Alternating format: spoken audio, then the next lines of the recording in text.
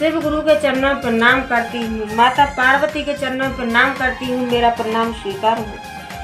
साहेब भैया के चरणों में प्रणाम करती हूँ, नीलम दीदी के चरणों में प्रणाम करती हूँ, मेरा प्रणाम स्वीकार हो।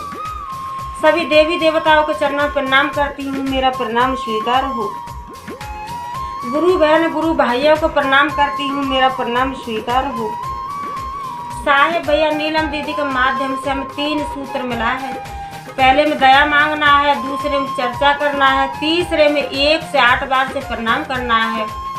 दया किस तरीके से मांगना है कि जैसे दरवाजे पर भिखारी आता है, दया से, भाव से, नेमी से, प्रेम से कैसे भिक्षा मांगता है, बहन 2 मुट्ठी दाना दे दीजिए, बहन कुछ खाना दे दीजिए। इसी तरीके से हमें देवों के देव महादेव से दया मांगना है। देवों के देव महादेव, आप तो सर्वश्रेष्ठ देवता हो, दया कीजिए, आंचल फैला के, दामन फैला के, ये देवों के देव महादेव दया कीजिए। इसी तरीके से हमें दया मांगना है। और दूसरे में आने जाने वाले व्यक्तियों को हमें समझाना है, बहन हम शिव के शिष्य बन गए हैं, आप भी शिव के शिष्य बन जाइए। भाई हम शिव के शिष्य बन गए हैं, आप भी शिव के शिष्य बन जाइए। बहुत लाभ होता है, बहुत फायदा है, बहुत अच्छा है। और तीसरे में 1 से 8 बार से प्रणाम करना है। रुद्राक्ष की माला द्वारा कर सकते हो, सांस द्वारा कर सकते हो, उंगली द्वारा कर सकते हो, जैसे आपका दिल चाहे उसी तरीके से कर सकते हो। तीसरे में 1 से 8 बार से प्रणाम करना है। देवों के देव महादेव की पूरी चर्चा सुनना चाहिए। पूरी चर्चा सुनने पर सम्मान होता है और अधूरी कहानी चर्चा सुनने पर अपमान होता है। इसीलिए पूरी चर्चा सुनना चाहिए, पूरी कहानी सुनना चाहिए। मैं आपको एक बह माता की कहानी सुनाने जा रही हूँ। एक जंगल था, तो उस जंगल के अंदर और एक बहुत बड़ा सा तालाब था, बहुत बड़ा तालाब था। तो वहाँ पे ग्वारिया और गाय भैंस चुगाने के लिए आते थे। ग्वारिया वहाँ गाय भैंस चुगाने के लिए आते थे।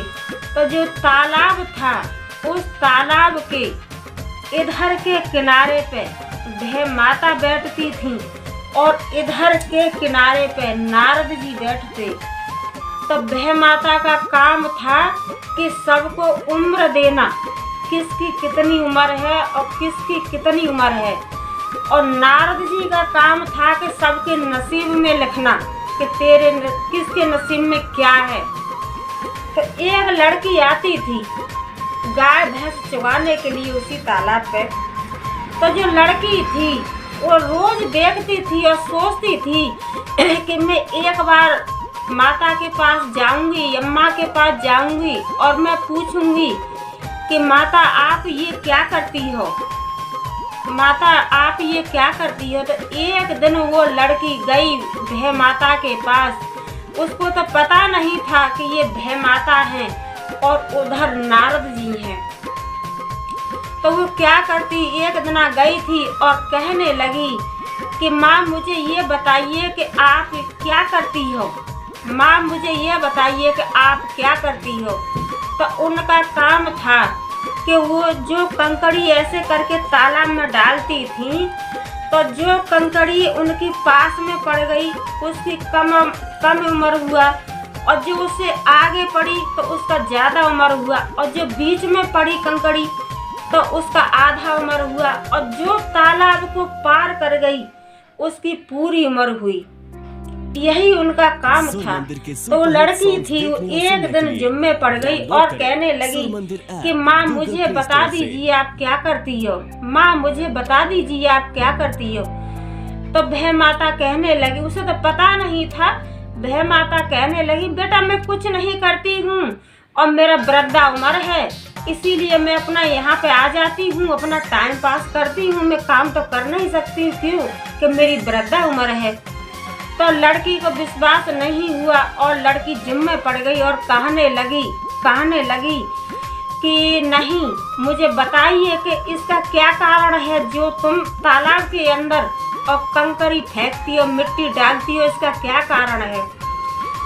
माँ आप बताओ मुझे, और नहीं बताओगी तो मैं इसी तालाब में और मैं अपने प्राण त्याग दूंगी। यही लड़की ने कहा।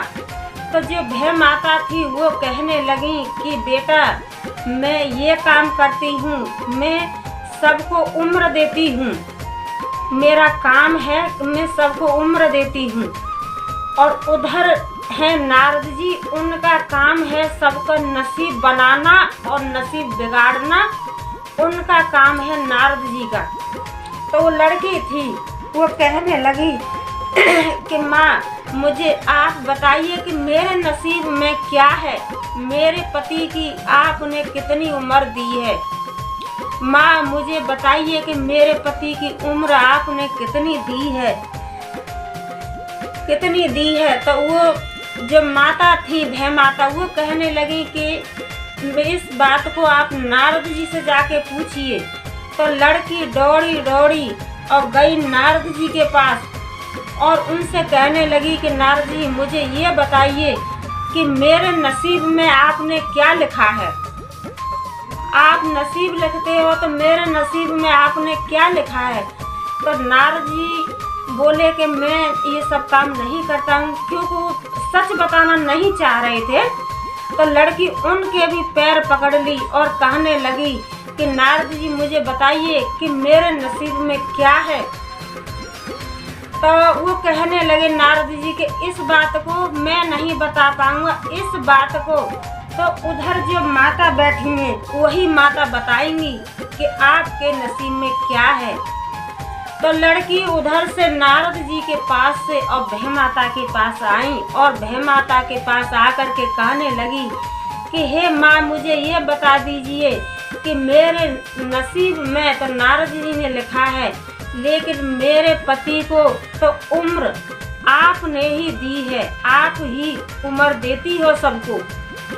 तो जो भय माता थी वो कहने लगी कि बेटा आपके पति की उम्र ज़्यादा नहीं है, आपके पति की उम्र ज़्यादा नहीं है और आपके नसीब में पति का सुख नहीं है।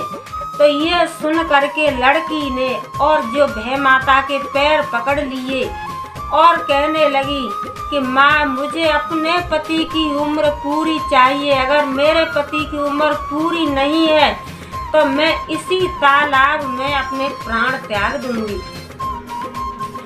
तो भय माता कहने लगी कि बेटा कहते हैं कि तीरक बाण से जो तीर निकल जाता है वो कभी वापस नहीं आता है, और जुबान से अच्छी बुरी जो बाणी निकल जाती है वो बाणी वापस नहीं आती है, जुबान की निकली हुई बोली कभी वापस नहीं आती है। तो बेटा जो मैंने आपके पति का उम्र जितना देना था वो दे दी, वो वापस नहीं हो सकता है।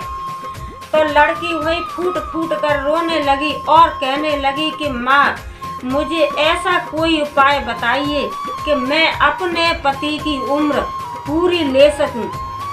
तो भय माता थी उन्होंने कहा कि बेटा आप अगर अपने पति की उम्र पूरी चाहती हो तो आपको जो हरी चूड़ी पहनते हैं, जिस दिन लगन लिखी जाती है तो 7 चूड़ी उस दिन पहनते हैं और 7 चूड़ी उस दिन पहनते हैं जिस दिन हल्दी वगैरह लगाते हैं, और 7 चूड़ी उस दिन पहनते हैं जिस दिन भामर पड़ती हैं शादी वाले दिन।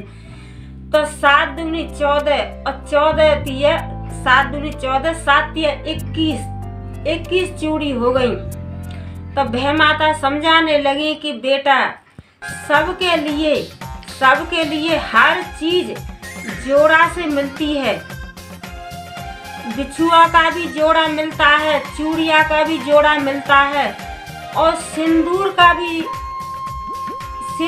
भी उसी हिसाब से मिलता है, हर चीज का जोड़ा मिलता है। इतना तुम्हारे नसीब में इतने बिछुआ का जोड़ा है और इतनी ही चूड़ी है और इतना ही ये सिंदूर है डिब्बी भरा। अब इसमें चाहो तो आप अपने पति की उम्र पूरी ले सकती हो और चाहो तो अपने पति की उम्र कभी भी तुम बढ़ा सकती हो। तो लड़की के कुछ समझ में आया और लड़की कहने लगी कि माँ, मुझे ऐसा कोई बताइए उपाय कि मैं अपने पति की उम्र पूरी कर सकूं और मुझे किसी के द्वारा मुझे आशीर्वाद मिले। तो वह माता कहने लगी कि बेटी, जिस दिन आपकी शादी होगी उस दिन मैं तुम्हारी ससुराल में एक बुढ़िया का रूप रख करके जाऊंगी और आप सबसे पहले मेरे पैर पकड़ लेना, तो मैं आपको सदा सुहागिन का आशीर्वाद दूंगी, तो आपका सुहाग अमर हो जाएगा। तो जिस दिन बेटी की शादी थी उसी दिन वह मैया और वही उसकी ससुराल में पहुंची बुढ़िया का रूप रख के और वहां पर जाकर के बैठ गई सबसे आगे। तो लड़की को तो पहले बता ही दिया था। तो लड़की जैसे अपने रथ से उतरी और उतर करके लड़की ने और वह माता के पैर पकड़ लिए। तो वह माता थी, उन्होंने लड़की को सदा सुहागिन का आशीर्वाद दे दिया। जैसे लड़की ने पैर पकड़े ऐसे ही वह माता ने और सदा सुहागिन का उसको आशीर्वाद दे दिया। बेटी, सदा सुहागिन रहो, सदा सुहागिन रहो। तो जो वो बेटी थी, जो वह माता ने बताया था कि वहाँ से चूड़ियों का भी जोड़ा मिलता है, सिंदूर भी नाप तोल करके मिलता है, बिछिया भी जोड़ा से मिलते हैं। तो लड़की ने जितना वह मैया ने बताया था इतने में ही अपने पति की उम्र पूरी ले ली और अपने पति के साथ आराम से रहने लगी। अपने पति के साथ में अपना परिवार बसा लिया और पति पत्नी खुश होकर के अपना जीवन बिताया। मेरी वीडियो को लाइक, शेयर, कमेंट, सब्सक्राइब कीजिए और लास्ट में हर हर बोलिए।